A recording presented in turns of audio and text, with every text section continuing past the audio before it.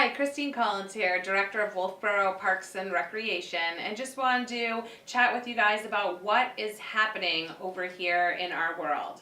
So October is a very interesting month for us. Most rec departments are on the downward spiral of not as busy, kind of having a little relaxing winter heading into that. Maybe they have a few fall programs, but not really that crazy. But with Wolfeboro Parks and Rec, we're very unique. September is actually gearing up for our very busy season that's about to take place. So we wind down in August, and then in September we start gearing up for program registrations and opening up the Pop Whalen Ice and Art Center. We open it usually beginning of October. This year we opened it October 13th. And there's a lot of things that we need to do to get ready for that. The first thing we do is October 1st, we usually put the chillers on, so that actually will start making the ground cold for the ice. So if you've ever come and visited us in the summer, you'll notice that we don't have ice in the summer. Our building is not insulated right now, so currently what happens is we utilize that space when it's not too warm in the building. We've started a cornhole league, we've done soccer in here, we've been a rainy day location for tennis and different activities, so we try to utilize the building as much as we can, but with that heat, sometimes it's not always an option. So let me back up a little bit. Before we turn the chillers on, one thing we need to do is prepare the floor. So that would just mean sweeping it and washing it, just trying to get it really clean. And the floor I'm talking about is the cement base, so we're just getting that clean. Then we put the chillers on to start freezing that. Once it reaches to a certain temperature, we are able to start making ice. So we'll drive the Zamboni around the floor and we'll start laying water. So I don't know if you've ever seen the Zamboni go around, you'll see it goes around in circles and it's doing something. You don't know exactly what it's doing, but it's actually laying a thin layer of water and it's kind of just spreading it out. So, and then it lays that thin layer and then it freezes. So they do that around the clock. When we start making the ice, it's around the clock. So they'll do it, and I believe it's like maybe an inch base they get. So they'll lay an inch base of water that will freeze, so it will make ice. And then once we have that, then we have our painters come in.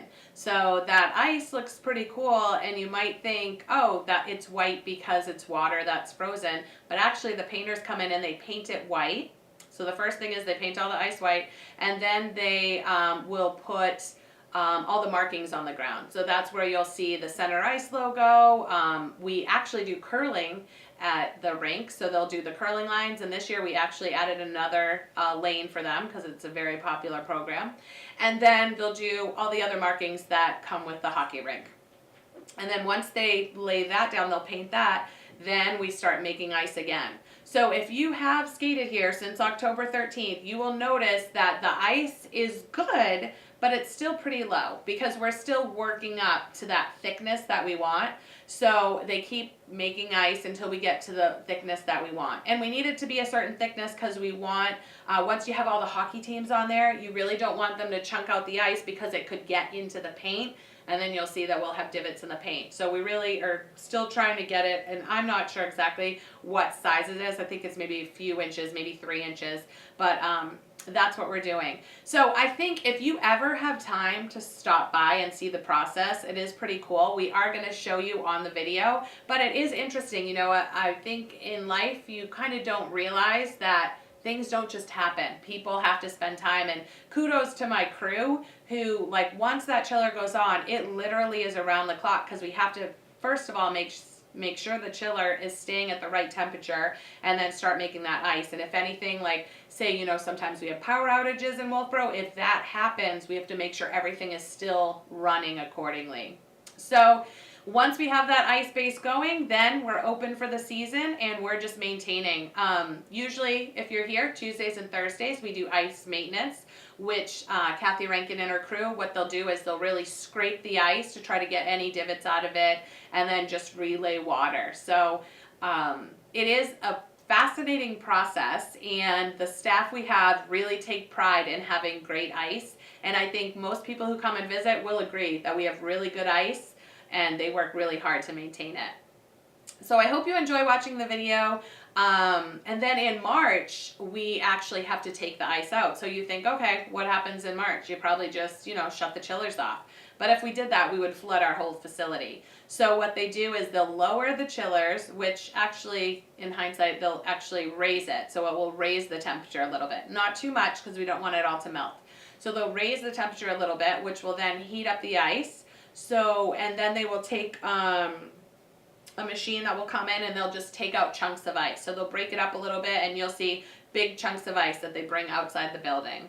And they'll do as much as they can, and then finally they'll end up shutting the chillers off and it will melt a little bit of the rest of it, which isn't a lot.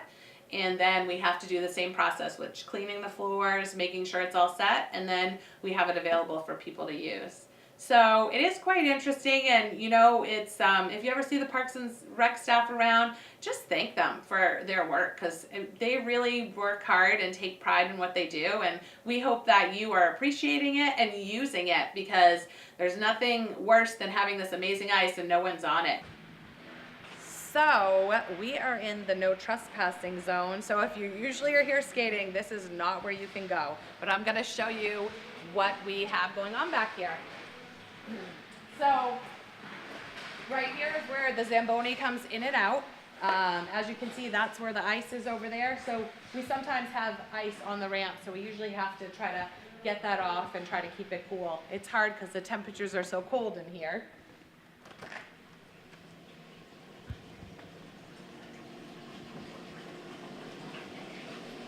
And right over here is our compressor. So this is what we turn on to start making the ice. We have water over there that helps with keeping the glycol at a certain temperature. The glycol is over here. So as you can see, it's a pretty big contraption. And then over here we have the Zamboni. So that's where the Zamboni is stored. We keep it there and then we'll pull it out when we need to make the ice. So this is just pretty neat to know behind the scenes what is going on to have that amazing ice. And it's actually quiet in here right now. Usually you can hear the compressors kick on and it's pretty loud, but it must be cold enough outside and inside, so I think we're pretty good. So always check our website. We try to do everything online for up-to-date information, so nothing is published and then you show up and it's not happening. So it's usually, when you go to our website, there's an online portion that will say what our schedule is and will tell you exactly when you can get on the ice and enjoy that. So thank you for joining me for today, and we hope we see you soon at the rink. Bye-bye.